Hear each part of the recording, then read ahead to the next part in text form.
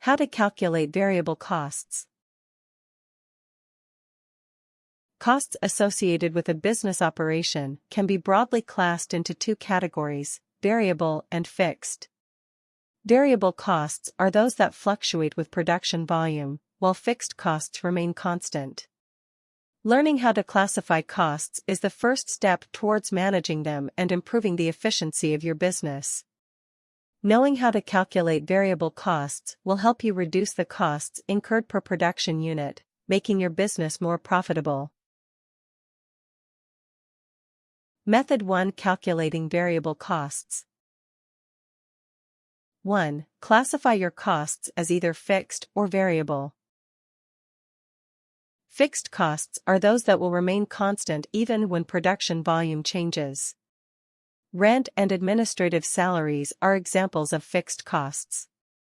Whether you produce 1 unit or 10,000, these costs will be about the same each month. Variable costs vary with production volume. For example, raw materials, packaging and shipping, and workers' wages are all variable costs. The more units you produce, the higher these costs will be. Once you understand the difference between fixed and variable costs, classify each of your business costs. Many costs, such as the examples mentioned above, will be easy to classify. Others may be more ambiguous. Some costs can be difficult to classify, not behaving in a strict fixed or variable pattern. For example, an employee may be paid a fixed salary in addition to a commission that varies with sales volume. These costs are best broken up into separate fixed and variable elements. In this case, only the employee's commission would be treated as a variable cost. 2. Add together all of the variable costs for a given period. After classifying all your variable costs, total them for a given time period. For instance, consider a simple manufacturing operation that has only 3 variable costs: raw materials, packaging and shipping, and workers' wages. The sum is your total variable cost. Imagine the costs incurred for the most recent year are as follows: $35,000 of raw materials, $20,000 of packaging and shipping, and $100,000 in employee wages.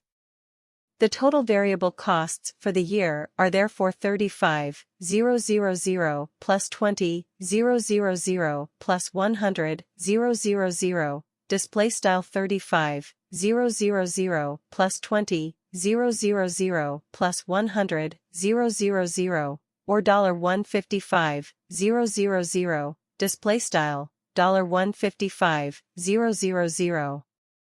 These costs are directly related to the production volume for that year. 3. Divide the total variable costs by the production volume. Dividing the total variable costs for a given time period by that period's production volume will yield the unit variable cost. Specifically, unit variable cost can be calculated as V equals VQ, display style V equals frac V Q, where V is unit variable cost, V is total variable cost, and Q is the quantity produced. For example, if the business above produced 500,000 units of its product that year, its unit variable cost is $155,000,500,000, display style frac $155,000, 500,000, or $0.31, display style $0.31. The unit variable cost is simply the variable cost per unit produced. It is the extra cost incurred by producing each additional unit. For example, if the business above produced 100 more units, it would expect to incur additional production costs of $31. Method 2: Using the high-low method. 1. Understand mixed costs. Sometimes costs cannot easily be categorized at variable or fixed. These costs may vary with production, but also are necessary even in the absence of production or sales. These costs are referred to as mixed costs. Mixed costs can be split up into fixed and variable components as part of an effort to accurately measure either type of cost. An example of a mixed costs is the wage expense for an employee that earns salary plus commissions. The salary is paid even if no sales are made, but commission depends on the sales volume. In this example, the commission is a variable cost and salary is fixed. Mixed costs can also apply to wage earners if they are guaranteed a fixed number of hours each pay period. Regular hours would be a fixed cost, but any overtime would be variable. In addition, the cost of employee benefits might be recognized as a mixed cost. A somewhat more complicated example is that of utilities costs. Electricity, water, and gas must be paid even if no production occurs. However, they may be used in greater amounts as part of production. Splitting these costs into fixed and variable categories requires a more complex method. 2. Measure activity and cost. In order to split up mixed costs into fixed and variable components, you can use the high-low method. This method starts with the mixed costs from the highest and lowest months of production and uses the difference to calculate variable cost proportion. To get started, determine which months experienced the highest and lowest levels of activity, production. Record the activity in a measurable way, like machine, hours, and the mixed cost you want to assess for each month. For example, imagine that your company cuts metal parts with a water cutter as part of a production process. This requires water as a variable cost that increases with the amount of production. However, you also have a water expense that arises from running your production facility, for drinking, restrooms, etc. Your water costs would then be a mixed cost. Say that in this example, in the highest month you had a water bill of $9,000 and 60,000 machine hours of production. In the lowest, you had an $8,000 water bill and 50,000 machine hours of production. 3. Calculate the variable cost rate. Find the difference between both figures, cost and production, by finding the variable cost rate. The variable cost rate can be found using the formula VCR equals C minus CP minus P, displaystyle VCR equals, frac, C, P, P, where C and C are the costs for the higher and lower months, respectively, and P refer to their production levels. In this example, this would be VCR equals $9,000 minus $8,00060, 000 minus 50, 000, displaystyle VCR equals, frac, $9,000, $8,000, 60, 000, 50, 000. This then simplifies to VCR equals $1,000,010, 000, displaystyle VCR equals, frac, $1,000, 10,000, which gives $0.10, displaystyle, $0.10. This means that each additional machine hour of production costs 10 cents. 4. Determine the variable cost. You can now use the variable cost rate to determine what amount of your mixed cost is variable cost. Multiply the variable cost rate by the production amount to get this figure. In the example, this would be $0.10 times 50, 000, displaystyle, $0.10 times 50,000, or $5, 000, displaystyle, $5, 000, for the lower month and $0.10 times 60, 000, displaystyle, $0.10 times 60,000, or $6, 000, displaystyle, $6, 000, for the highest month. These represent the variable costs for each month. You can subtract this from the total monthly cost to get the fixed cost, which is $3,000 in both cases. Method 3. Using variable cost information. 1. Measure variable cost trends. In most cases, increasing production will make each additional unit more profitable. This is because fixed costs are now being spread thinner across a larger production volume. For example, if a business that produces 500,000 units per year spends $50,000 per year in rent, rent costs are allocated to each unit at 10 cents per unit. If production doubles, rent is now allocated at only 5 cents per unit, leaving more room for profit on each sale. So, as revenues increase, cost of goods sold should also increase, but at a slower rate, as ideally variable cost per unit stay constant and fixed cost per unit declines. To determine whether or not variable costs are staying constant, divide total variable cost by revenue. This will give you an idea of how much of costs are variable costs.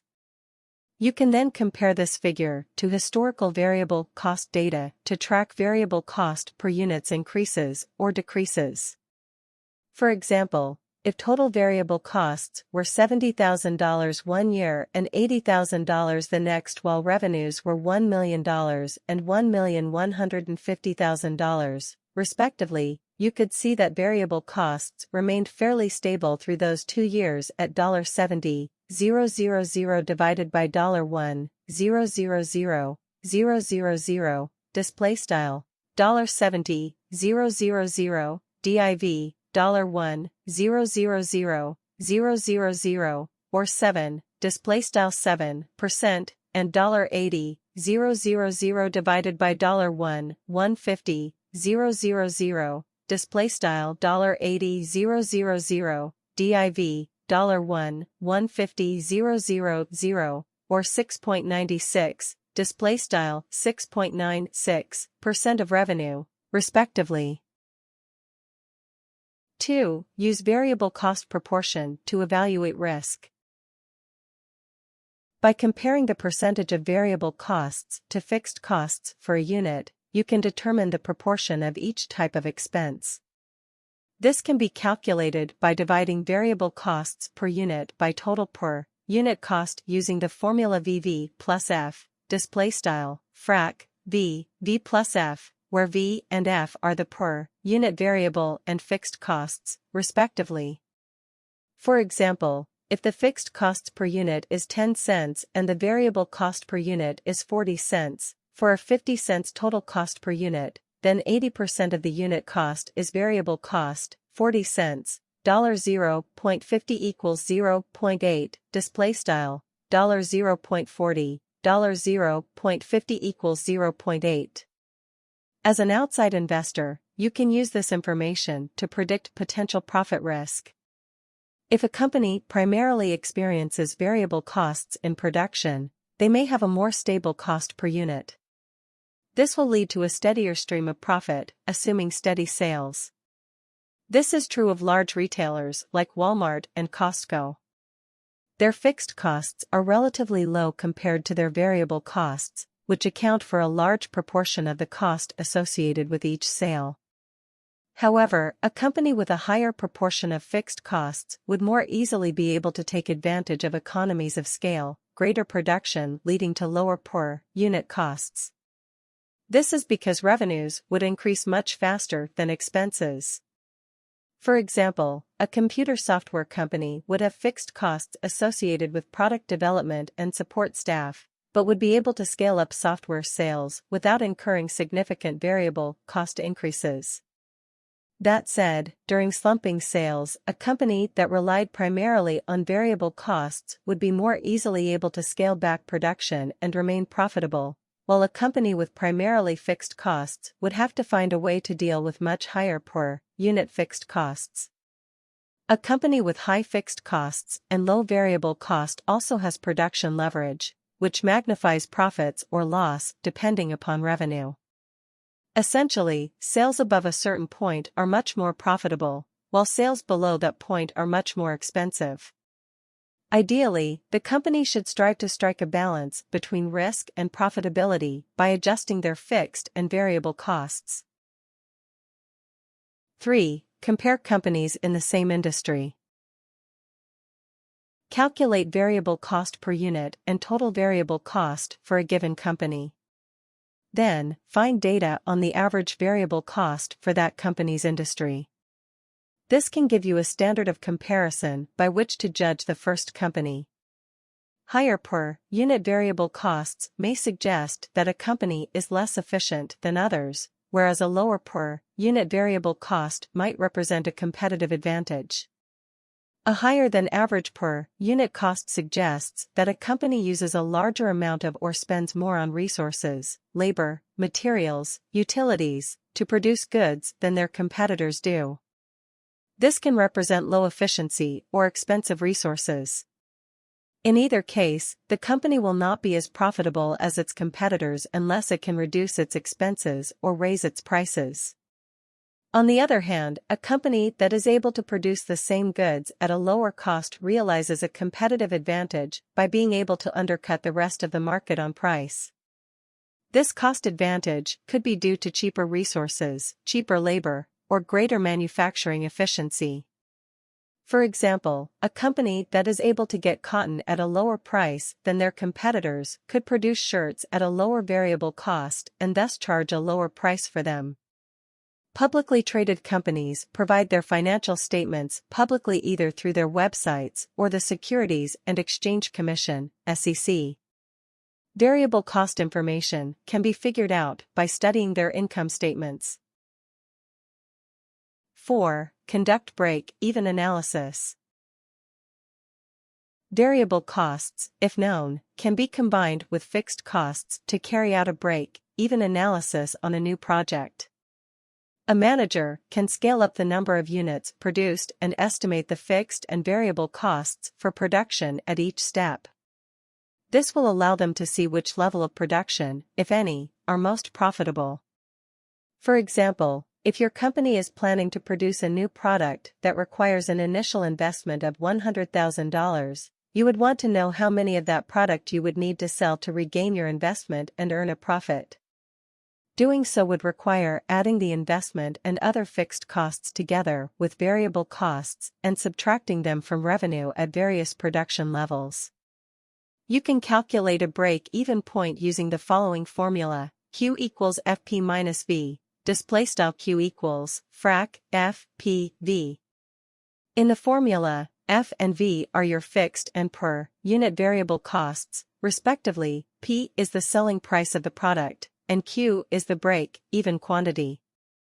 For example, if other fixed costs over the course of production total $50,000, in addition to the original $100,000 for a total of $150,000 in fixed costs, variable costs are $1 per unit, and the product sells for $4 per unit, you would calculate a break point by solving Q equals $150, $4 minus $1. Displaystyle Q equals frac $150, $4, $1, which yields a result of 50,000 units. Tips. Note that the sample calculations above will also work when expressed in other currencies.